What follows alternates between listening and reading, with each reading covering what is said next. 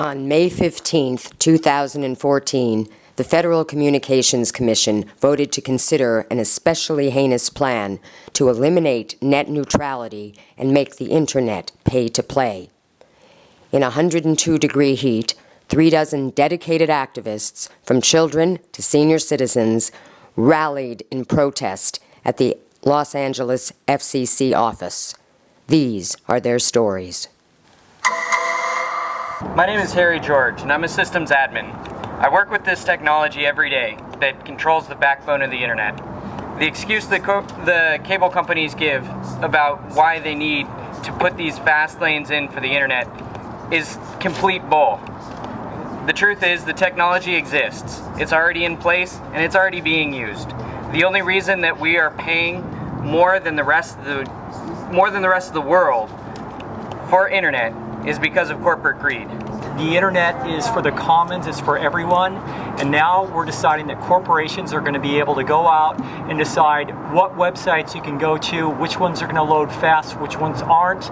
The internet is for everybody, not for big corporations and not for people that have the money to spend to make websites faster, and the people that don't have the money you're not going to be able to see that content. And I was one of the people who grew up with the internet. When I was 10, the internet became really popular. That's when we started getting high-speed internet and everything started working quickly. Instead of having to wait 25 minutes for a page to load, it would take a minute or less, or actually way less than that. So the internet for me is like a public commerce where I could meet a bunch of people that you'd never meet in real life, and you could talk about these ridiculous topics. And now they're also doing things like taking up small businesses that make movies. So YouTube has been a really huge platform for small businesses to make movies. Now they use like Kickstarter, and they use a bunch of other funds like Indiegogo to make those movies, but now they're not going to be able to do that. Their data gets tiered, and then they can't post the videos on their website to get viewers. There's a reason the front steps of the Federal Communications Commission's office was occupied in Washington all week, and 20 cities across the U.S. have joined forces. It's because we all know that the disastrous vote this morning is a profound attack on freedom of speech and puts the public and the public commons at risk across the entire political spectrum. I'm going back to like 2001, 2002, dial-up we're talking about. And like I'd go to these websites and you'd have to be like a general, and you'd have to strategically place your time and efforts towards clicking on the right links, because you're gonna wait for 3 minutes tops with a dial-up connection just to load the next page. At least it was for me. And it's like now we've come to a place where that's not an issue. You know, we have faster internet all around the world, and it's like we're evolving. This isn't evolving. This is de-evolving. You know, I don't want to go back to dial-up. They'll call it whatever they want, broadband, but it's dial-up for everyone else like us. When my grandmother got an education back in the late 1800s, she got an 8th grade education. That was considered good.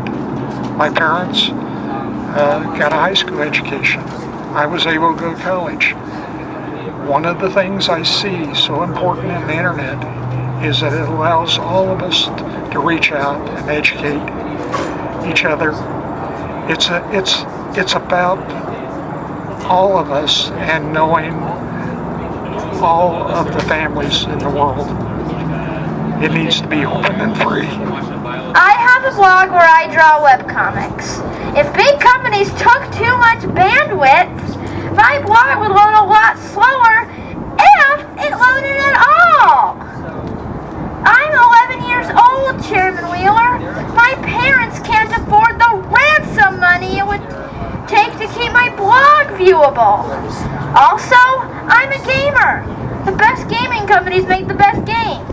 I don't want a gaming world with game companies paying internet providers to let them hog online space instead of creating great games. After college, I discovered public access TV. That was an FCC requirement back in the day when all cable systems had to provide 5 minutes of free airtime to a member of the community. For me, public access was the most exciting thing to happen to free speech since the First Amendment.